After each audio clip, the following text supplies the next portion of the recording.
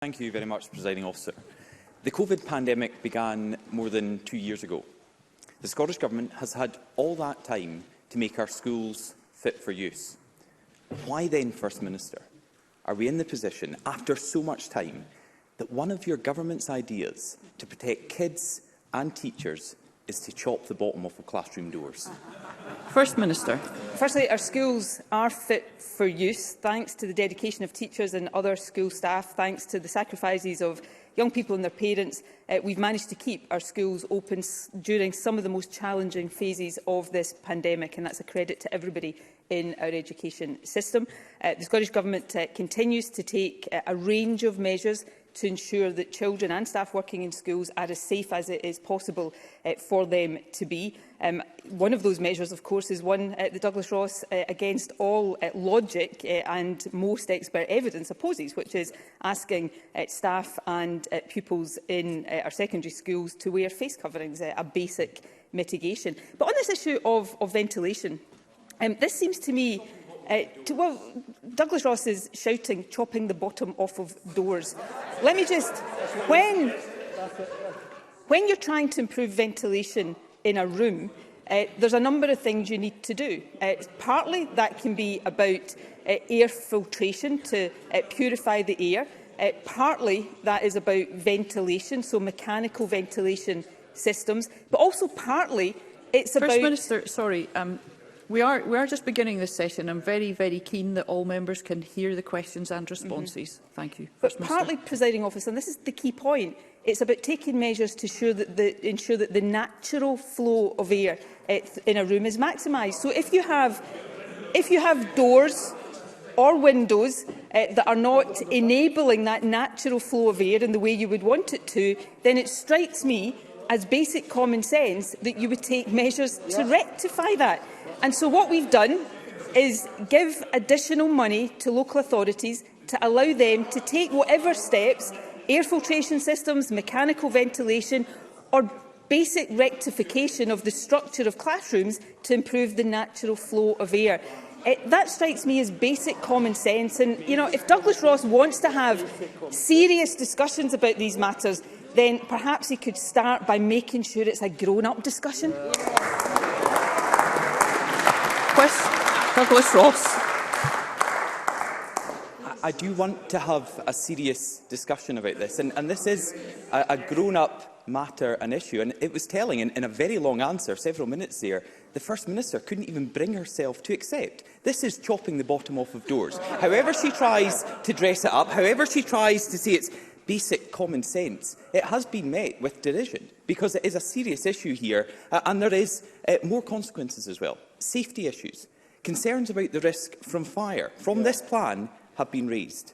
This morning, a retired firefighter wrote to us. He said, and I quote, "The doors in a school are essential for holding back heat and smoke should a fire start." The First Minister wants a grown-up and serious conversation about this. So does she agree with that quote from the retired firefighter? And can she stand up and tell us what consultation her government had with the Scottish Fire and Rescue Service about these plans?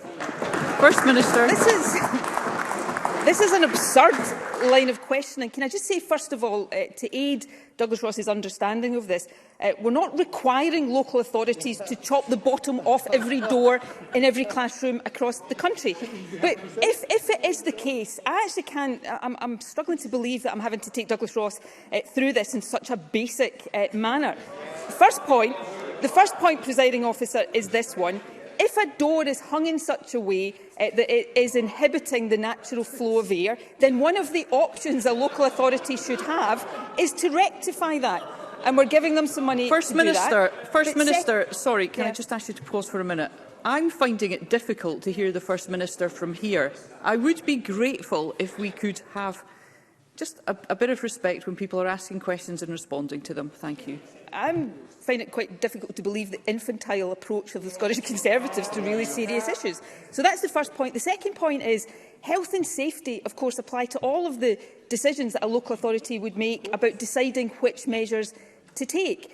This is about Scottish Government giving local authority the financial wherewithal to do what they consider necessary to improve airflow and ventilation in schools. In most of the the spaces in our education estate will not need any of these measures, but where that is buying air filtration systems, HEPA filters, for example, they will have the ability to do that. Where that is about deploying mechanical ventilation, they will do that. But yes, where that is about making some basic structural changes to aid the flow of air, they will do that too. That's basic common sense, which is perhaps why, I don't know, why it is evading Douglas Ross. Douglas Ross. I don't know why it is evading Nicola Sturgeon just to accept this is chopping the bottom off of doors. It may be basic structural changes in the SNP and Nicola Sturgeon's language, but it is basically chopping the bottom off of doors. And to call it an infantile approach to the questions that I'm putting forward, it was interesting in that answer. The First Minister could not bring herself to respond to the retired firefighter who's raising concerns and to confirm to this chamber, what discussions and what consultation she had with the Scottish Fire and Rescue Service about the changes her government are asking councils to make across Scotland. But the First Minister also said there are a range of measures in place, and some of these are much more appropriate, but they're being delivered far too slowly. So let's look at one of these, and she's just mentioned the HEPA filters. Bringing in air filters for classrooms, that's a far more sensible approach that's been welcomed and agreed by every party in this chamber. So again, asking the First Minister to answer a basic question, can she tell us how many of these essential filters her government have distributed across Scotland and how many are up and running in our classrooms right now? First Minister. Well, firstly, can I say to Douglas Ross, I did address the point about fire safety, because all of these issues have to be taken into account when local authorities are making decisions on health and safety grounds for schools. The second point I would make is this one. Is Douglas Ross really saying to me that if it is in the judgment of the people who make these health and safety decisions for local authorities about our school estate, if their judgment is that the way a door is hanging is inhibiting the airflow, then he thinks there shouldn't be any rectification made to that? That's why I think it is utterly infantile to do this. And finally, on the point about HEPA filters or air cleaning filtration units, which are temporary solutions, incidentally. These are not recommended to be long-term permanent solutions for improving ventilation. We're not distributing these to local authorities.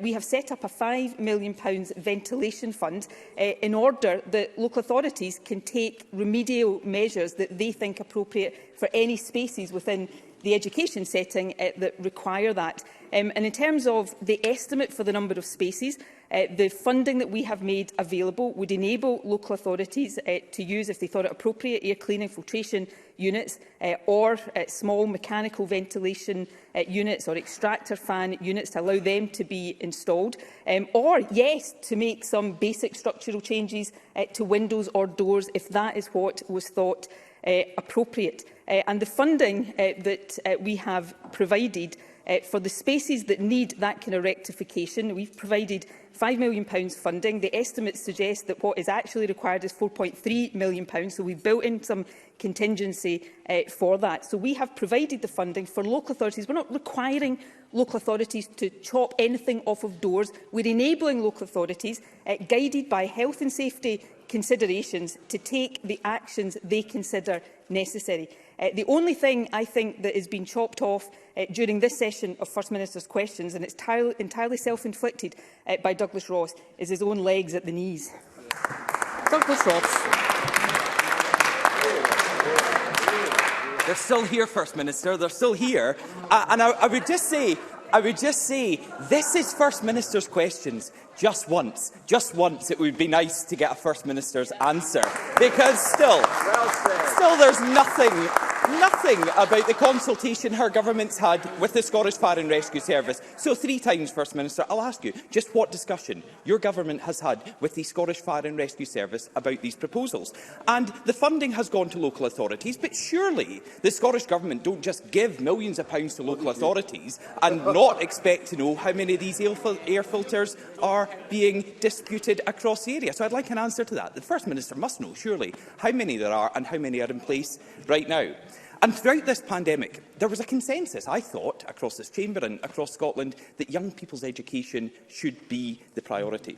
But now schools seem to have fallen down the priority list for her government. Kids still have to wear face masks in the classroom when the requirement's been lifted elsewhere. The EIS union this week described the extra funding for ventilation as long overdue. And on Sunday, a spokeswoman for the Scottish Teachers for Positive Change and Wellbeing said this: "We've had summer 2020, we've had summer 2021, we've had 2 winters, we've had 2 periods of long lockdown where all of these things could and should have been put in place." First Minister, they're right, aren't they? So will your government pick up the pace and guarantee all the serious ventilation measures, not chopping the bottom off of doors, will be in place by the time the schools go back after the February break? First Minister. It's the responsibility of local authorities to make sure that they have taken appropriate actions around ventilation in schools. We are providing them with the money to do that. And on the specific question about consultation with the Fire and Rescue Service, we are providing local authorities with the money. It is their responsibility to assess the spaces in schools. Local authorities are responsible for that, and we're often challenged in this chamber to respect the powers of local authorities, of course. So they have the ability and the responsibility to do that, and the expectation would be on local authorities to have appropriate consultations with Fire and Rescue if that was necessary before they made any changes. That is how these things work, and that is how these things rightly and properly will be done. But, you know, Douglas Ross wants to pick and choose the mitigations that he thinks are appropriate. So he's talking today about ventilation, and he's absolutely entitled to ask the questions. If I was in his shoes, I might try to ask some better questions, but that's just a matter of opinion. But of course, when the majority of expert opinion is saying, in order to help us, as we have managed to do for most of this pandemic, keep schools safely open, it's appropriate to ask staff and secondary school pupils to wear face coverings. No, he opposes that for political, opportunistic reasons. So let's continue, as this government is doing, to take the balanced approach to keeping our schools open, to keeping our schools safely open. And that's the responsible approach this government has been taking, backed, according to all evidence, by the majority of people in Scotland, and will leave the political opportunism and infantile approaches, frankly, to Douglas Ross and the Conservatives.